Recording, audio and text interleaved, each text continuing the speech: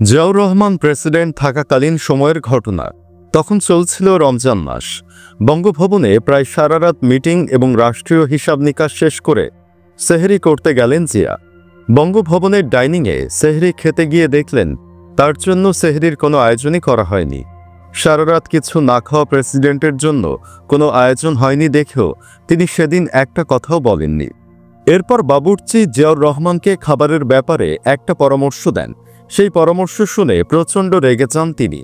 বঙ্গভবনে কি ঘটেছিল সেদিন, কেন সেহরি করতে গিয়ে রেগে মেগে আগুন হয়ে গিয়েছিলেন জিয়াউর রহমান, অত্যন্ত চমকপ্রদ গল্প দিয়ে সাজানো হয়েছে ভিডিওটি। সেহরির টেবিলে কেন রেগে গিয়েছিলেন এবং বাবুর্চি জিয়াকে সেদিন কি পরামর্শ দিয়েছিলেন, চলুন বিস্তারিত জেনে নেওয়া যাক। মৃত্যু এমনই একটি নির্মম সত্য যা সবকিছু ওলটপালট করে দেয়। মৃত্যুর পরে পাপ অথবা পুণ্য এমনিতেই প্রকাশ হয়ে পড়ে। প্রেসিডেন্ট জিয়ার শাহাদাতের পরে তার সহায় সম্পদ এবং স্থায়ী জিনিসপত্রের যে তালিকা প্রকাশিত হয় তা জনতাকে অবাক করে দেয়।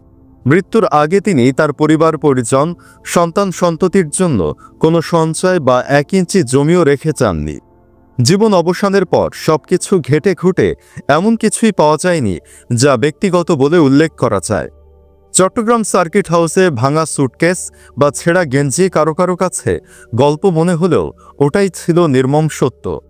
আমাদের রাজনৈতিক পরিবারগুলোর বাস্তবতার সাথে সামঞ্জস্যপূর্ণ না হলেও জনতার কাছে এটি একটি বিরল উদাহরণ। প্রেসিডেন্ট জিয়ার বিরল সততার আরও কিছু ঘটনা জানিয়েছেন মেজর জেনারেল সাদেকুর রহমান চৌধুরী। তিনি দীর্ঘকাল শহীদ জিয়ার সামরিক সচিব ছিলেন। 1988 সালের কোনো এক সময় একান্ত আলাপচারিতায় তিনি এসব তথ্য জানান। একবার প্রেসিডেন্ট জিয়া সরকারি সফরে সৌদি আরব যান। সফর শেষে প্রেসিডেন্টের জন্য বরাদ্দকৃত বৈদেশিক মুদ্রা বেশ খানিকটা বেঁচে যায়। এদিকে প্রেসিডেন্টের স্লিপিং স্যুট ছেঁড়া ছিল, যথেষ্ট গেঞ্জি এবং ভালো একজোড়া জুতাও ছিল না। সামরিক সচিব কোনো অনুমতি না নিয়েই এগুলো কিনে আনার জন্য বেঁচে যাওয়া বৈদেশিক মুদ্রা ব্যবহার করেন। কিন্তু অনুমতি ছাড়া রাষ্ট্রীয় অর্থ খরচ করায় প্রেসিডেন্ট রেগে যান। তিনি চাননি রাষ্ট্রীয় অর্থে নিজের জামাকাপড় কিনতে। এরপর সবগুলো জিনিস ফেরত দিতে হয়। বেঁচে যাওয়া বৈদেশিক মুদ্রাও রাষ্ট্রীয় কোষাগারে জমা দেওয়া হয়। কোনো এক রমজান মাসের ঘটনা। প্রেসিডেন্ট বঙ্গভবনে গভীর রাত পর্যন্ত বৈঠক করছেন। অবশেষে সেহরির সময় ঘনিয়ে এলো। বাসায় ফিরে যাবেন বলে খাবারের ব্যবস্থাও করা হয়নি।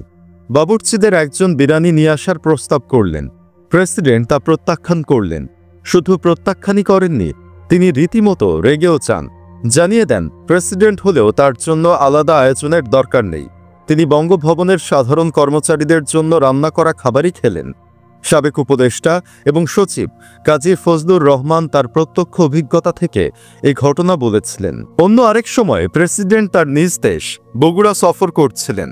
প্রেসিডেন্টকে বিদেশি দামি টুথপেস্ট কিনে দেওয়া হয়। প্রেসিডেন্ট তা ফেরত দিয়ে অতি সাধারণ তিব্বত টুথপেস্ট আনতে বলেন। আরেক দিকের ঘটনা, একবার সকালের নাস্তায় তাকে প্রচুর আপেল খেতে দেয়া হয়। তিনি আপেল ফিরিয়ে দিয়ে কয়েকটি দেশি পেয়ারা আনিয়ে নেন। বঙ্গভবনেও অনেকবার এরকম পরিবর্তন করতে হয়। সাধারণত প্রেসিডেন্ট জিয়া বঙ্গভবনে থাকতেন না। একজন বিদেশি সাংবাদিক তার সেনানিবাসে অবস্থান সম্পর্কে উদ্দেশ্যপূর্ণ ইঙ্গিত করলে তিনি বেশ খোলামেলাই বলেন, বঙ্গভবন তার পরিবারের জন্য বেশ বড়, তাছাড়া শীততাপ নিয়ন্ত্রিত। অপচয় এড়ানোর জন্যই বঙ্গভবনে থাকেন না। নানা জনের নানা চেষ্টা সত্ত্বেও তিনি তার সেনানিবাসস্থ বাসস্থানকে শীততাপ নিয়ন্ত্রিত করতে অস্বীকার করেন। চিন্তা করেন, প্রেসিডেন্ট হয়েও কতটা সাধারণ জীবন যাপন করতেন জিয়া।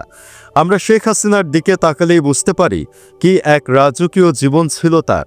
5ই আগস্টে হাসিনা যেদিন পালিয়ে যান সেদিন পুকুর ভর্তি মাছ, দামি জিনিসপত্র দেখেই বোঝা গিয়েছিল কেমন ছিল হাসিনার জীবন। একই অবস্থা ছিল তার বাবা মুজিবেরও। আমরা জিয়াকে বলি সৈনিক রাজনীতিবিদ।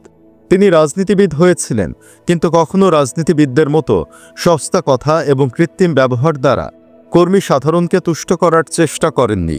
হালকা রসিকতা করতেন। নিজ ব্যক্তিত্ব ও গাম্ভীর্যের মধ্যেই তা সীমিত থাকত। তিনি ত্যাগী এবং জনসংশ্লিষ্ট নেতাকর্মীদের পছন্দ করতেন। নেতাকর্মীদের খাই খাই মনোভাবের খোলামেলা সমালোচনা করতেন। ব্যক্তিগত জীবনে তিনি গভীর ধার্মিক ছিলেন। নামাজ ও রোজার ব্যাপারে সবসময়ই আন্তরিক ছিলেন। কোনো সময় আনুষ্ঠানিকতার মাঝেও নামাজ পড়তে ভুলতেন না। জনগণের গভীর ধর্ম বিশ্বাসের কথা তিনি হৃদয় দিয়ে অনুভব করতেন। কালিমা, রাষ্ট্রীয় ধর্ম ইসলাম সহ তার সময়ে যে সাংবিধানিক পরিবর্তন আনা হয় তা ছিল তার বিশ্বাসের প্রতিধ্বনি। এর মাঝে কোনো কৃত্রিমতা বা মুনাফিকি ছিল না। কখনো নেতাকর্মীদের ধর্ম বিষয়ে উপদেশও দিতেন।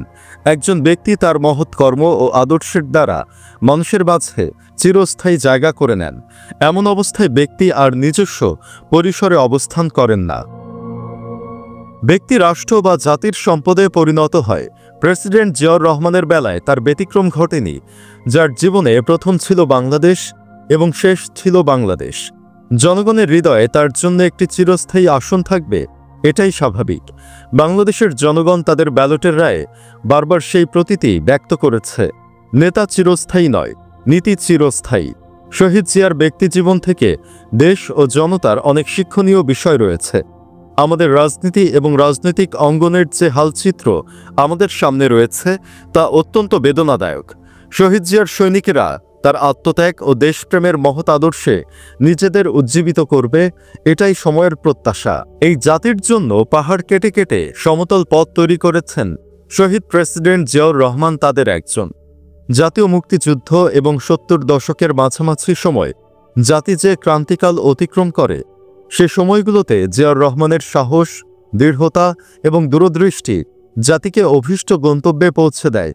পরবর্তীকালে জাতির একক নেতা হিসেবে তার অবস্থান এবং সিদ্ধান্ত জাতিকে কাঙ্ক্ষিত রাজনৈতিক স্থিতিশীলতা দান করে। জাতি যে নেতা ও নেতৃত্বের কাছে এত ঋণী, তিনি কিন্তু গতানুগতিক কোনো নেতা ছিলেন না। নেতা হয়েই যাদের জন্ম অথবা রাজনীতি যাদের পেশা বা নেশা, তিনি তাদের একজন ছিলেন না। তাকে নেতা হতে বাধ্য করা হয়েছিল। তার জীবন ও কর্ম সম্পর্কে পরিচালিত গবেষণা প্রমাণ করে তিনি কখনো রাজা হওয়ার স্বপ্ন দেখেননি। সংকট বা সমস্যা কিছু লোককে তাৎক্ষণিকভাবে নেতৃত্বে বরণ করে। শহীদ জিয়া ছিলেন তেমনই একজন সংকটকালীন ক্রাইসিস লিডার। প্রাচীন বাংলার ইতিহাসে একজন রাজার কথা জানা যায়। তাকে লোকেরা জোর করে রাজসিংহাসনে বসিয়ে দিয়েছিলেন। তার নাম গোপাল। ইতিহাসে গোপালের যুগ ছিল স্বর্ণযুগ। ১৯৭৫ সালের ৭ নভেম্বর সৈনিক জনতা জিয়ার হাতে নেতৃত্ব তুলে দেয়। রাষ্ট্রবিজ্ঞানের গবেষকরা কথাটিকে এভাবে বলেন, he was placed to the পাওয়ার।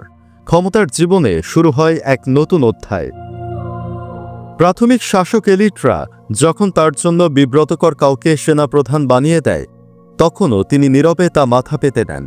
আবার তাদেরই প্রতিভু খালেদ মোশাররফ যখন অভ্যুত্থান আর পাল্টা অভ্যুত্থান দ্বারা জাতির অস্তিত্বকে হুমকির সম্মুখীন করে তোলেন, তখন তিনি সবকিছু ফেলে নির্লিপ্ত অজ্ঞাতবাসের বাসনা পোষণ করেন।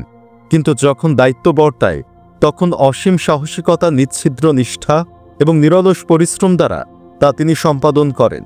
১৯৭৫ সালের নভেম্বরের টালমাটাল ঘটনাবলী সম্পর্কে যারা জানেন, তারা নিশ্চয়ই স্বীকার করবেন জীবনকে বাজি রেখে তিনি সংকট উত্তরণে সক্ষম হন। ঢাকা ব্রিগেডের তৎকালীন দায়িত্বশীল ব্রিগেডিয়ার আমিনুল হক এক একান্ত সাক্ষাৎকারে দুঃসহ দিনগুলোর কথা বলেছেন। ৭ নভেম্বর পরবর্তী দীর্ঘ সময়ে পরিবার পরিজনকে রেখে নিজের আরাম হারাম করে জিয়াউর রহমান সৈনিকদের মাঝে ব্যারাকেই রাত দিন কাটিয়েছেন। বিপদগামী সৈনিকরা যখন অফিসারদের হত্যাযজ্ঞে মেতে ওঠে, তখন তিনি অফিসারদের মরণকে জয় করার সৈনিক জীবন ব্রতের কথা স্মরণ করিয়ে দিয়ে তাদের সাথে নিয়ে সশস্ত্র বিক্ষুব্ধ সৈনিকদের ক্ষান্ত করেছেন। পাল্টা অভ্যুত্থানের বুলন্দ আওয়াজও তার ইস্পাত কঠিন ব্যক্তিত্বের কাছে ম্লান হয়ে যায়। তাই বিদেশি গবেষকরাও মন্তব্য করেন, he saved Bangladesh army from an impending doom. সুপ্রিয় দর্শক, একজন প্রেসিডেন্টের এমন সাদাসিধে জীবন আপনাকে অবাক করে কিনা? কমেন্ট বক্সে জানিয়ে দিন আপনার মতামত, অথবা জানাতে পারেন কোথা থেকে ভিডিওটি দেখছেন আপনি। ভিডিও ভালো লাগলে লাইক দিন এবং শেয়ার করুন, আর অবশ্যই চ্যানেলটি সাবস্ক্রাইব করুন।